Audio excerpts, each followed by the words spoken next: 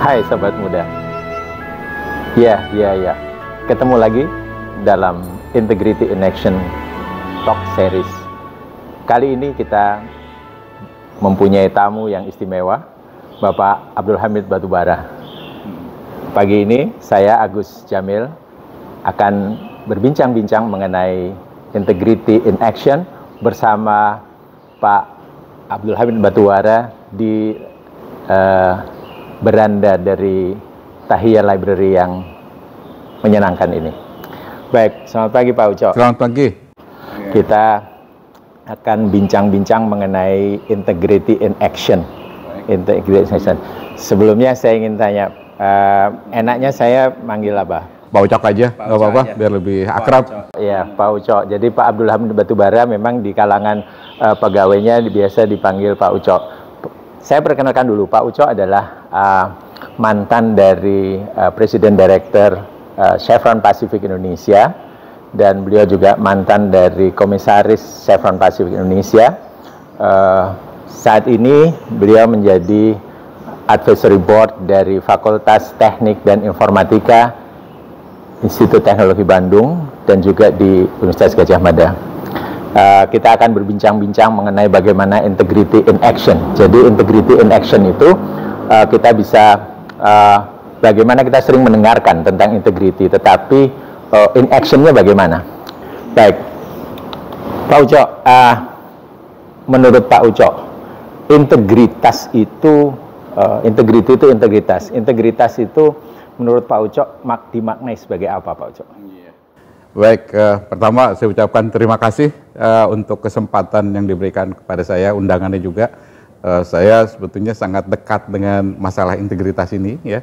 Saya dalam 8 tahun terakhir ini juga sebetulnya mengajar di SBM ITB. Ya, sekarang sih udah nggak lagi, ya, sampai tahun yang lalu, berhubungan dengan topik yang seperti ini, ya, integritas, business ethics gitu. Nah, saya udah mencoba untuk menggali beberapa definisi mengenai integritas ini, ya, dari buku-buku yang saya dapat, dari referensi-referensi material yang saya dapatkan, saya mengerucut, ya, ke satu pengertian, ya. Menurut keyakinan saya, integritas itu adalah melakukan sesuatu yang benar dengan cara yang benar. Nah, dalam hal cara yang benar ini, itu ada 3 hal sebetulnya yang perlu kita perhatikan. Yang pertama adalah kejujuran. Kita harus bicara sesuatu yang memang fakta, dan kita harus jujur dengan fakta yang kita punya. Gitu. Kalau kita nggak punya fakta, kita cari faktanya, kita cari kebenarannya, gitu. Sehingga yang kejujuran ini tidak bisa kita sembunyikan. Gitu. Yang kedua adalah yang berhubungan dengan konsistensi. Seringkali pada waktu kita menjaga kebenaran ini, kejujuran ini, tekanan itu sedemikian besar yang datang ke kita, gitu. Temptation-nya sangat besar.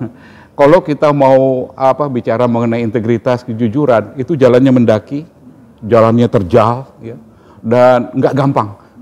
Bukan sesuatu yang mudah untuk dilakukan, walaupun mungkin mudah untuk diucapkan, ya.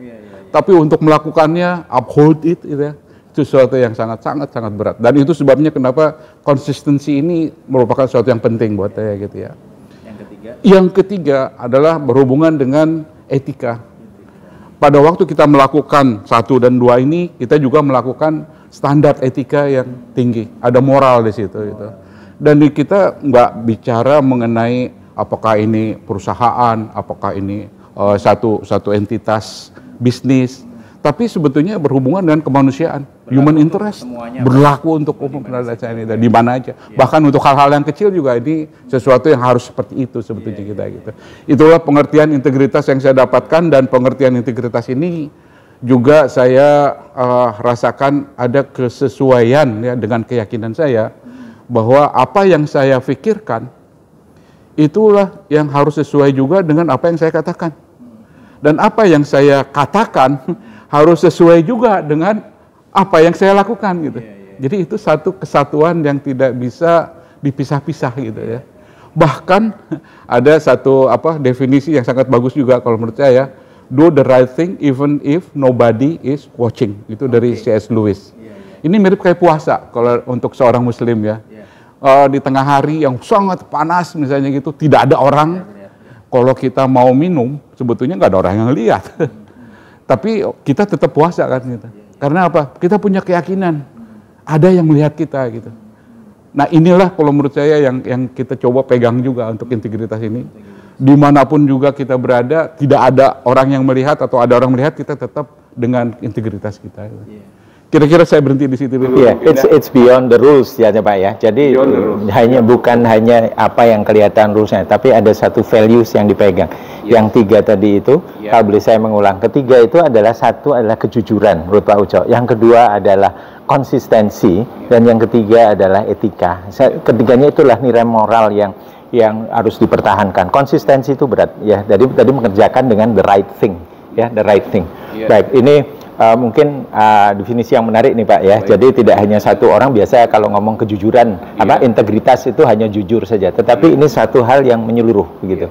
Nah, kalau boleh tahu nih Pak, ya jadi kalau misalnya tentu Pak Ucok dalam karier itu mengalami hal yang apa ya, orang bilang kalau makin naik itu anginnya makin kenceng gitu ya. Anginnya makin kenceng. Ya, jadi dan integritas itu akan menjadi challenge. Ada nggak Pak pengalaman yang kita bisa di-share sama kita ini, cerita tentang apa atau 1-2 pengalaman begitu yang kira-kira cukup di mana integritas itu ter-challenge di situ Pak? Iya. Mungkin yang sangat dekat dengan baik ingatan saya lah ya itu ya. Yang pertama itu di tahun 2000. Tahun 2000 itu sesudah reformasi tahun 98.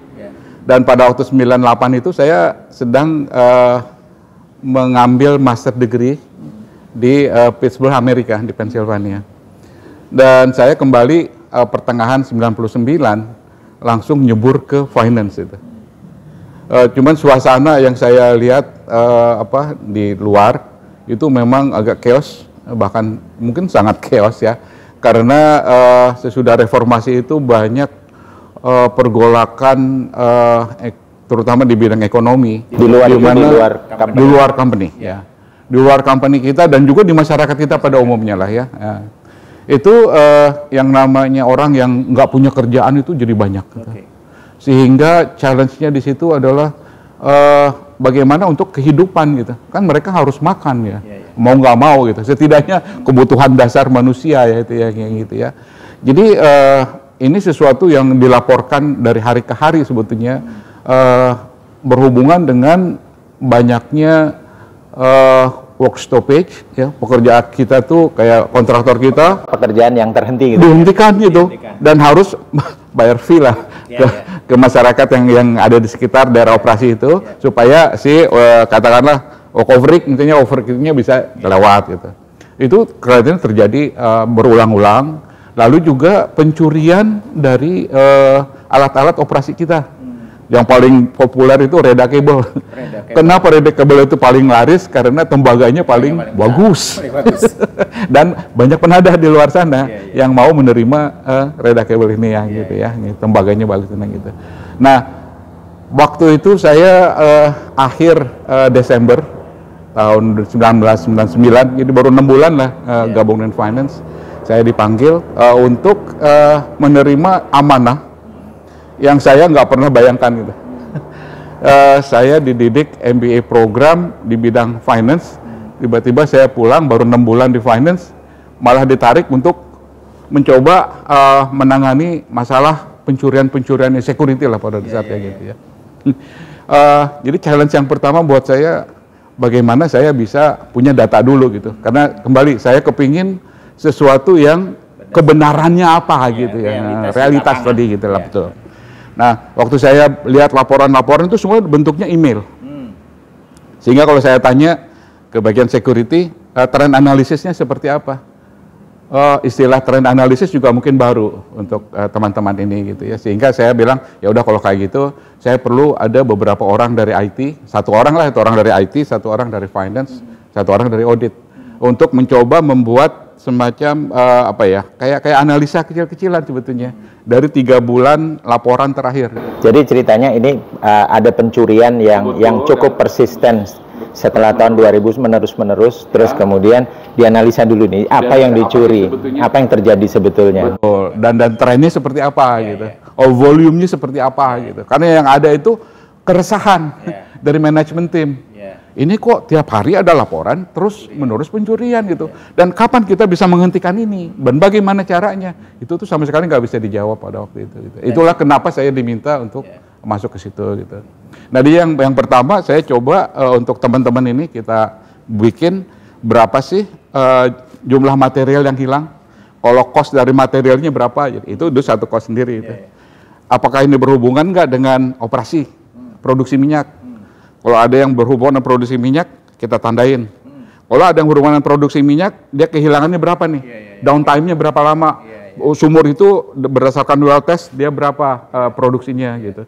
Sehingga dikalikan dengan hari yang hilang. Dampak dari pencurian terhadap loss, produksi.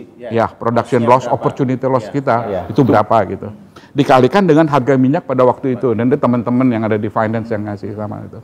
Pada waktu ini saya coba tampilkan di satu page, cuma satu slide, eksponensial chartnya itu. Dan ini membelalakkan, membuka mata banyak pihak lah ya, terutama manajemen tim pada dasarnya. Sehingga waktu itu saya sesudah presentasi di manajemen tim itu, saya diminta untuk tolong solusinya jadi apa, alternatif solusinya apa. Wah, itu challenge yang buat saya nggak ahli, saya juga nggak tahu mengenai pencurian, security dan sebagainya. Jadi saya terus terang kejujuran saya di situ bilang, saya nggak tahu. Tapi saya akan coba untuk mencari cara. Nah, pada waktu itu saya diskusi dengan, kalau zaman sekarang kan ada SKK Migas, dulu ada namanya DMPS, sebelum BP Migas gitu ya. Jadi saya diskusi dengan bagian umum waktu itu deputinya di DMPS itu di BP Migas, dan saya dikenalkan dengan salah seorang konsultan yang kebetulan beliau ini akhirnya jadi menteri gitu ya. Pada waktu itu sih konsultan masih sebagai konsultan masih baru gitu. Dan beliau ini ahli mengenai psikologi kemasyarakatan. Psikologi masyarakat, oke. Jadi Pak Ucok ingin mengambil suatu keputusan yang bagaimana solusi untuk perusahaan itu, tetapi juga bagaimana ini dampaknya terhadap masyarakat sekitar yang sebetulnya tidak semuanya juga melakukan kejahatan ya Pak. Betul. Ya. Tapi ada hanya satu elemen dari masyarakat yang kemudian ternyata dampaknya pada produksi cukup gede ya. Betul. Jadi kira-kira apa Pak pada waktu itu? Ya? Jadi pada waktu itu yang paling gampang kan sebetulnya laporkan ke polisi. Ini kehilangan, polisi akan mencoba mencari pencurinya, tangkap, masukin ke penjara. Tapi itu sesuatu yang kalau menurut saya, kalau dilihat root cause-nya gitu, saya harus ngerti dulu itu root cause-nya gitu. Dan dari Pak konsultan ini itu betul-betul memberikan pencerahan buat kita semua lah, buat saya juga terutama ya, bahwa mereka adalah kebutuhan dasar yang mereka perlukan. Itu sebabnya kenapa mereka mau melakukan apapun juga. Dengan resiko mereka ditangkap. Tapi apakah itu yang kita mau? Kalau menurut saya secara hukum mungkin iya, tapi secara etika enggak. Secara etik kalau menurut saya kita harus mencoba tumbuh bareng-bareng dengan masyarakat sekitar operasi kita. Dan waktu itu dari konsultan ini memberikan dua alternatif solusi. Saya ambil dua-duanya pada dasarnya ya. Yang pertama adalah local business development. Bagaimana meningkatkan income, mengenerate income untuk penduduk sekitar daerah operasi kita. Yang kedua adalah mengubah security kita menjadi security yang profesional. Nah, itulah diperkenalkan waktu itu ada kayak 911 ya, yang sifatnya mereka lebih punya metodologi lah ya. Yang kalau kita kan satpam biasa ya. Sehingga mereka lebih profesional dalam pekerjaan mereka gitu. Oke, baik. Jadi kalau mungkin tadi kita sudah melihat dua nilai integritas yang ditampilkan di sini ketika Pak Ucok berusaha dengan jujur mengatakan saya belum bisa mengambil keputusan kalau belum ada data maka saya juga mari kita sama-sama, itu satu ya Pak. Kemudian ini juga masalah etik yang kemudian tidak harus langsung menangkap secara hukum, jadi langsung lompatan ke tangkap aja orangnya gitu, enggak, tapi beliau melakukan pendekatan yang etika Pak ya. Oke. Dan ternyata kalau yang saya perhatikan itu ya, sesudah kita melakukan pendekatan ini, mereka sebetulnya sangat berterima kasih gitu. Dan kita bisa ngelihat udah mulai agak turun pencurian gitu. Karena mereka diajarin ngelas misalnya gitu.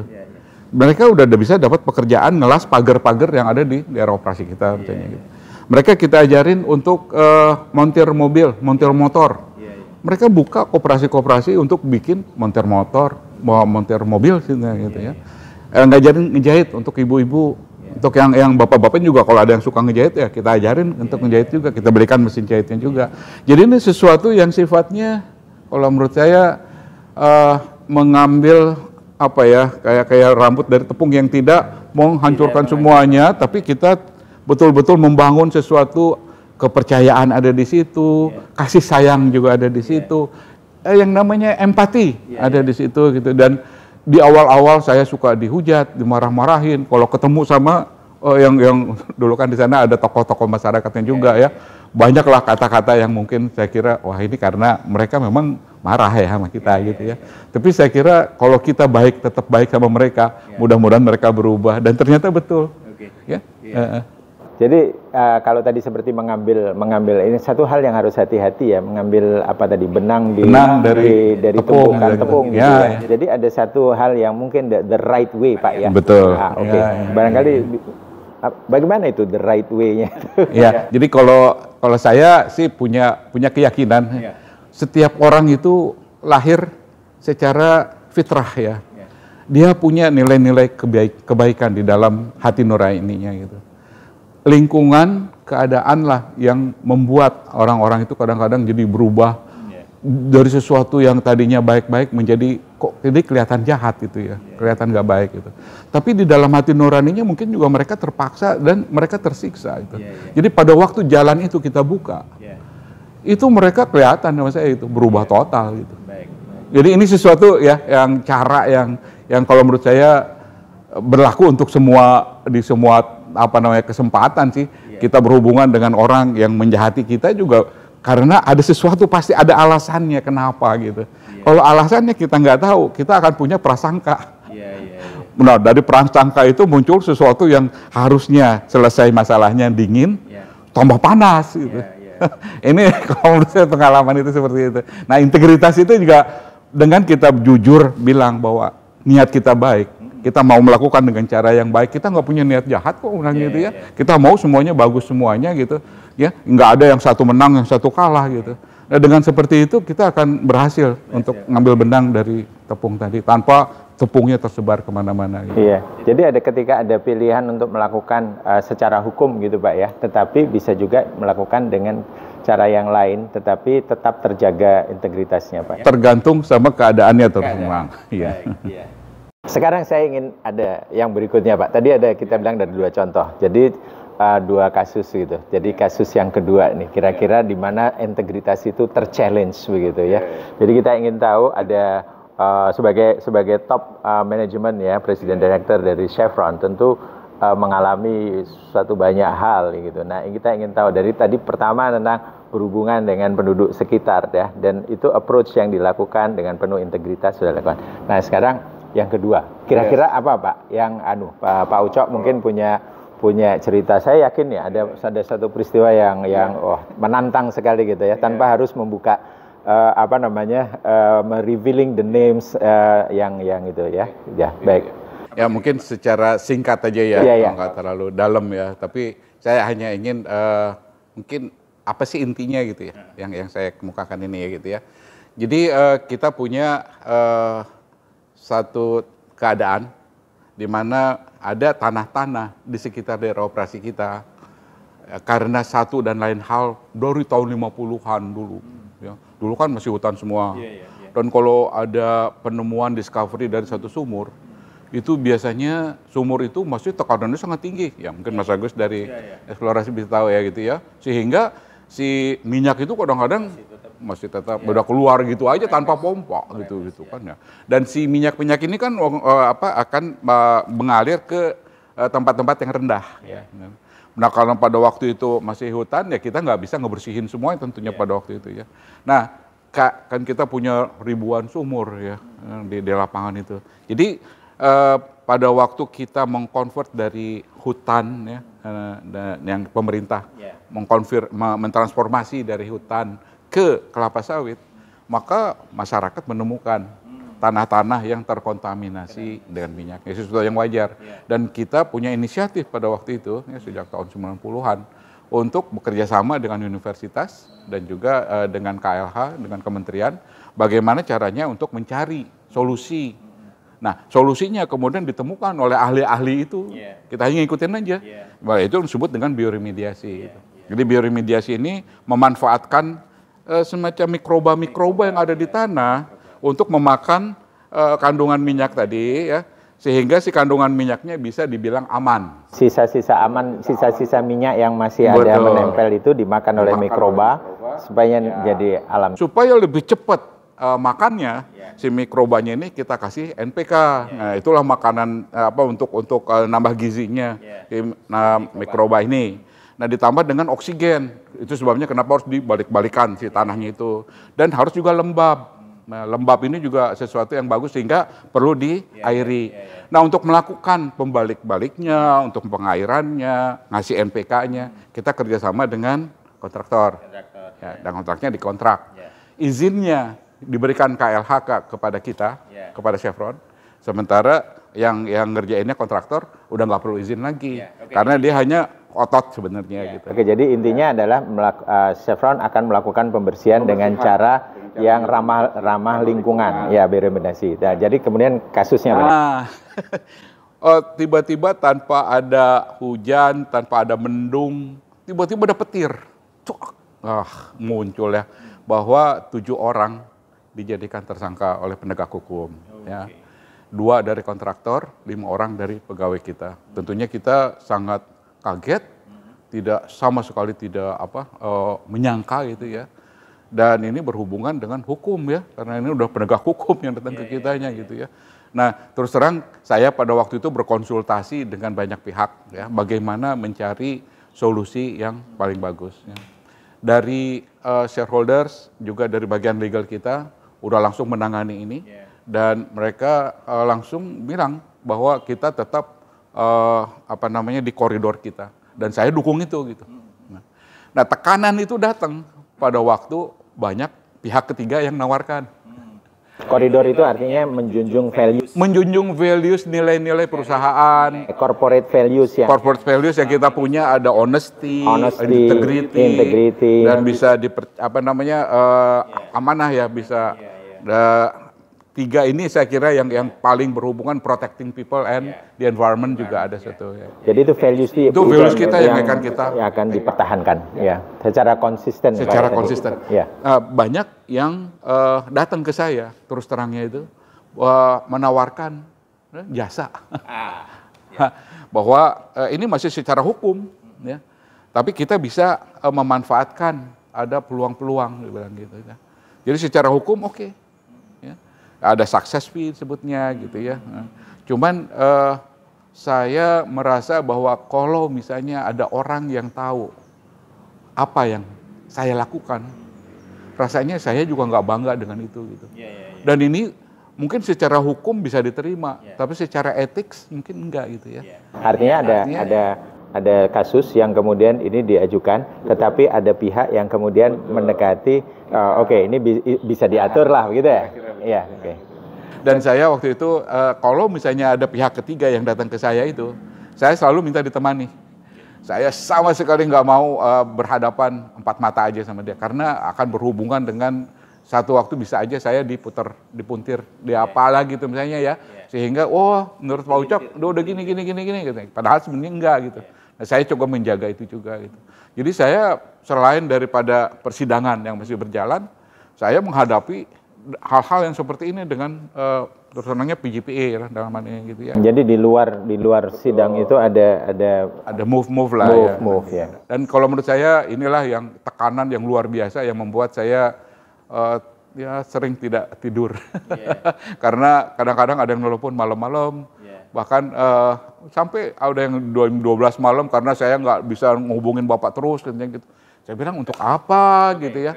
Ternyata itu kayak gitu rupanya gitu ya. Untuk mereka ini opportunity ya gitu ya. Baik, kita mungkin sudah paham itu. Tapi sekarang bagaimana nih strateginya atau pengalaman apa yang bisa di-share ke kita? Bagaimana itu mempertahankan itu integritas dalam situasi yang penuh pressure kata itu ya. Tapi tadi kan jujur ya. Saya kepingin semua yang saya lakukan, semua yang kita lakukan itu semuanya penuh dengan kejujuran. Bahkan kita memilih pengacara pun juga harus yang sama, values-nya sama kita gitu. Supaya kita dapat informasi yang benar gitu. Ya. Mengenai apa sih sebetulnya case kita gitu. Yang pertama itu, untuk yang kejujuran ini juga kita lakukan investigative audit untuk teman-teman. Yang 7 orang ini bahkan ya. Dan mereka semuanya clean. Tidak ada temuan sedikit pun juga. Artinya ya kita harus angkat kopi sama mereka dan mereka sudah melakukan sesuatu yang benar gitu. Nah, permasalahannya sekarang mereka disangka kan, dituduh bahwa mereka melakukan sesuatu yang tidak benar gitu. Jadi pihak pimpinan melakukan audit terhadap karyawannya sendiri dulu Pak ya, Betul. yang 7 orang itu. Itu untuk fakta lagi gitu.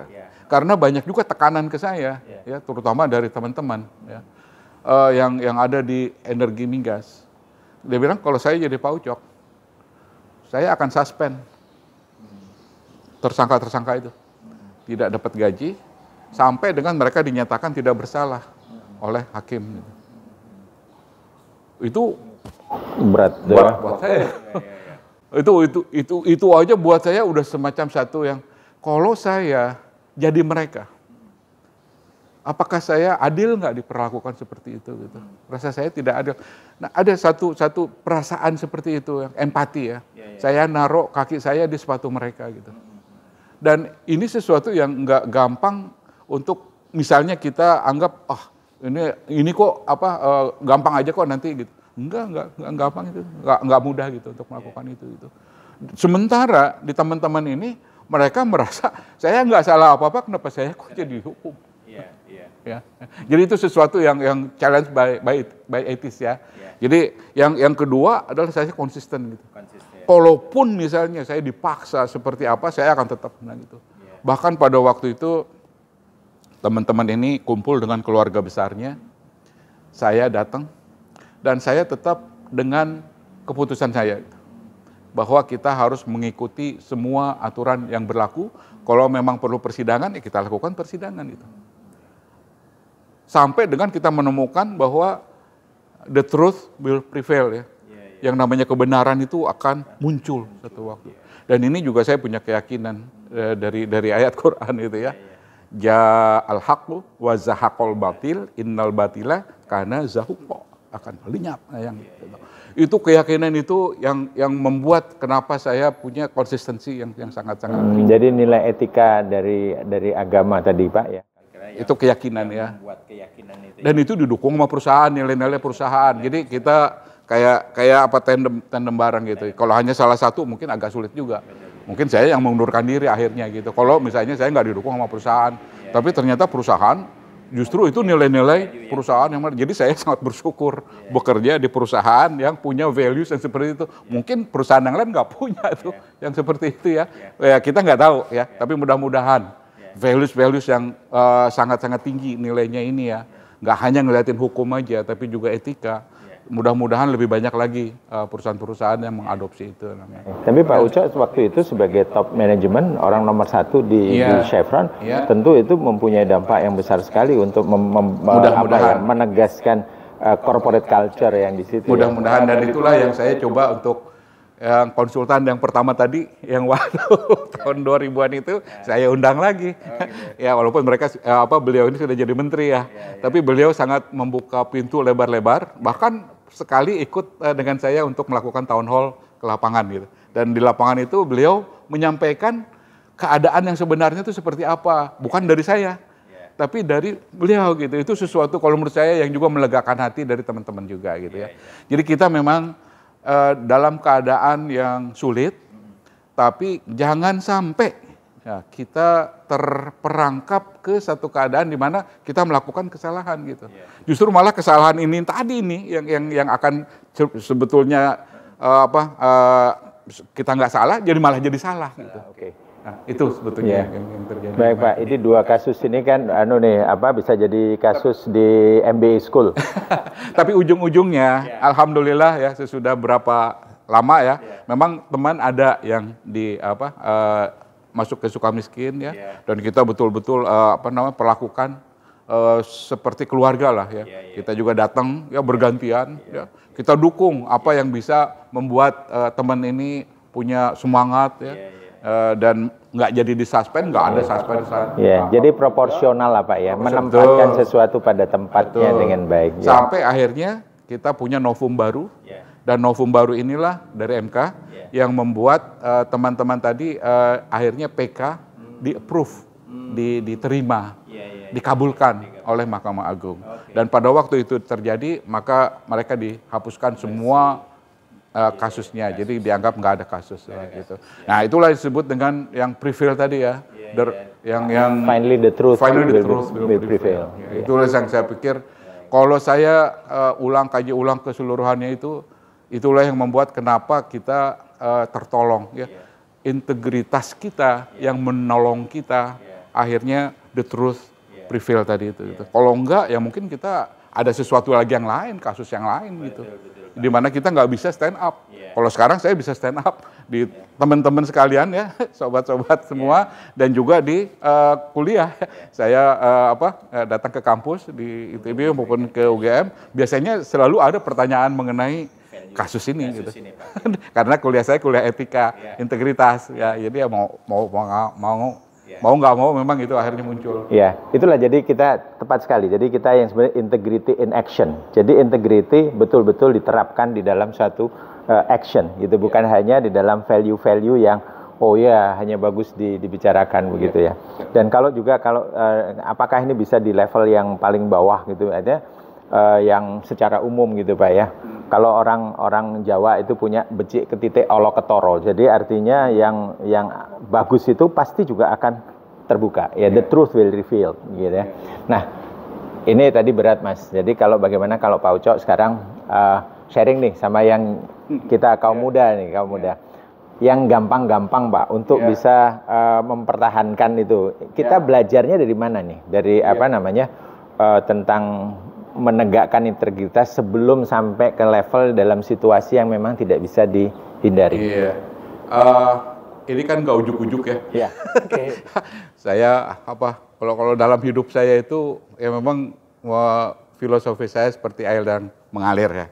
Apa yang terjadi saya coba untuk analisa, kemudian apakah ini sesuatu yang memang baik buat saya. Kalau memang baik buat saya biasanya saya coba untuk teruskan. Kalau enggak, saya enggak teruskan gitu. Itu sesuatu yang berjalan ya, Jarman. Diawali tentunya dari orang tua ya. Kehidupan keluarga itu sangat, kalau menurut saya sangat krusial, sangat important, sangat penting gitu. Saya lahir di Bandung tahun 58. Ayah saya meninggal tahun 63, pensiunan PU. Ibu saya itu dapat pensiun janda. Ya. Jadi waktu saya sekolah SD tahun 66, di umur 6 tahun, 7 tahun ya, 65 lah, 64-65, itu pas ada G30S juga. Sehingga yang namanya ekonomi itu betul-betul berat banget gitu ya. Kadang-kadang sehari-hari nggak dapat nasi, pernah gitu ya. Artinya keadaannya memang nggak memungkinkan kita gitu untuk hidup normal gitu ya. Dan ibu sangat tegar. Ya. Ibu itu tidak pernah menunjukkan rasa gelisah, tenangnya. Itu tuh sesuatu kalau menurut saya yang, waduh kalau saya mungkin jadi ibu mungkin nggak bisa. Padahal ibu tuh hanya lulusan SR ya, sekolah rakyat gitu ya, SD ya. Gitu. Jadi beliau ini tetap memberikan semacam satu pegangan lah buat kami ini ya, yang waktu itu kakak-kakak yang belum nikah juga masih sama ibu. Kita hidup lagi susah gitu. Tapi tolong tetap kita jujur. Ya. Dan kalau misalnya ada yang bisa kita bagi, kita bagi. Masih bisa ngomong kayak gitu itu luar biasa kalau menurut saya gitu ya. Itu saya masih ingat itu. Dengan listrik juga kita belum dapat listrik, jadi pakai lampu semprong. Ibu mengajarkan ke kita seperti itu dan rajin beribadah, ya, baca Quran, diajarin saya baca Quran sama ibu itu ya, ngajarin sholat ya, gitu ya. Jadi kehidupan yang waktu masih kecil itu sesuatu kalau menurut saya yang sangat membekas di dalam diri saya bahkan sampai sekarang gitu. keadaan kita nggak tahu, tapi prinsipnya tetap sama. Ya, jujur dan berbagi. Satu lagi yang ibu itu yang saya juga nggak bisa, walaupun beliau nggak cerita ke saya, mengenai kerja keras itu, nggak pernah nyerah, nggak pernah ngeluh. Ya. Bahkan satu waktu ibu itu pernah bawa keranjang mau ke pasar, yakin bahwa bawa uang itu cuman paling berapa gitu, tapi yakin aja. Dan biasa saya ikut nemenin ibu untuk ke pasar itu. Ya ibu beli cuman beberapa, tapi selebihnya mana yang kira-kira bisa diambil sama ibu, diambil sama ibu. Itu saya masih ingat. Di tukang nangka ada biji nangka yang udah dikelupak-kelupakin gitu. Biji nangkanya itu dikumpulin sama ibu. Dimasak, dikukus. Bisa tuh. Itu sesuatu yang kalau menurut saya ide-ide ibu ini luar biasa untuk mencoba apa? Supaya kita nggak minta-minta dan kita tidak melakukan yang dilarang gitu. Tetap jujur tadi ya gitu. Jadi untuk sesuatu kalau menurut saya, dan itu sangat menerap ke kita waktu kakak akhirnya bilang tahun 67 kayaknya kita nggak bisa neruskan kayak gini. Pensiun janda udah nggak bisa lagi. Dulu ibu berusaha untuk jualan pecel, tapi jualan pecelnya juga nggak laku ya. Akhirnya habis kemakan sama kita juga gitu. Itu modalnya. Sampai akhirnya kakak bikin sablon. Pegawainya siapa ya? Kita gitu. Nah disitulah kita mulai bangkit. Nah, sablonnya lama-lama membesar sampai yang tadinya hanya keluarga juga mengambil dari karyawan gitu. Dan kakak akhirnya dari tadinya rumah ibu sekarang udah bisa nyewa pabrik gitu, di luar gitu. Jadi itu sesuatu yang kalau menurut saya bertahap. Nah waktu saya sambil kerja jalan itu banyak hal-hal yang juga mengenai kerja keras, etos kerja ini ya, tidak mengeluh. Bahkan pada waktu saya waktu kuliah terutama itu. Waktu kuliah kan sambil kerja juga, ya sering kali juga kita kayak saya ini orang-orang pada pergi ke sana, pergi ke sini, main ke sana, main ke sini, belajar bersama. Saya termasuk yang nggak bisa ikutan itu. Gitu. Ada rasa tidak percaya diri, ada rasa rendah diri, ada gitu kan gitu. Sehingga pada waktu saya dibebaskan bisa dari waktu udah kuliah udah selesai, tinggal tugas akhir, kakak bilang udah konsentrasi aja di tugas akhir, nggak usah kerja. Saya disitulah saya masuk Salman gitu. Dan di situ saya dapat sesuatu yang juga luar biasa. Masjid Salman ITB. Masjid Salman ITB. Dan disitulah saya ikutan di latihan Mujahid Dakwah, LMD yang saya kenal Pak Imad akhirnya gitu. Ya, saya masuk ke Caltex waktu itu, ya di Rumbai. Ada masjid waktu itu namanya Al Ittihad. Ya, Al Ittihad itu masjid yang lama. Nah di situ saya ikutan lagi membina remaja Rumbai, Ikrar. Jadi ini saya memang kalau panggilan hati ini tetap bagaimana kita mencoba untuk menularkan lah nilai-nilai dari yang namanya kejujuran, nilai-nilai etos kerja, nilai-nilai kebaikan, konsistensi, etika, supaya semakin banyak orang yang berintegritas maksud saya gitu. Karena yang masih SMA ini kan atau masih kuliah satu waktu nanti akan jadi pemimpin. Alangkah baiknya kalau si pemimpin ini udah punya dasar yang kuat mengenai integritas gitu. Nah inilah cerita-cerita seperti ini nih yang saya yakin akan menginspirasi sobat muda semua ya, bahwa bukan hanya di puncak saja, tetapi sebetulnya mulai dari bawah, dari ketika masih muda mengalami hal-hal yang tidak bisa dihindari ya, tapi survive ya, dan bisa melihat keteladanan dari ibu ya. Betul. Iya, baik. Saya kira ini hal yang bisa kita contoh ya, bahwa integritas itu sesuatu yang dipelihara secara konsisten sejak dari muda. Mari kita mengambil hikmah pelajaran dari peristiwa ini. Saya kira sementara ini dulu Pak Ucok ya, bincang-bincang kita. Saya kira kalau nggak ada pembatasan kita bisa ngomong sampai pagi nih. Saya sekali. Baik, terima kasih sobat muda. Ya, akhirnya kita akhiri perbincangan kita mengenai integrity in action dengan tokoh tamu kita pada hari ini adalah Bapak Abdul Hamid Batubara, atau yang biasa kita dengan mesra kita sambut Pak Ucok Batubara. Baik, terima kasih, sampai jumpa lagi.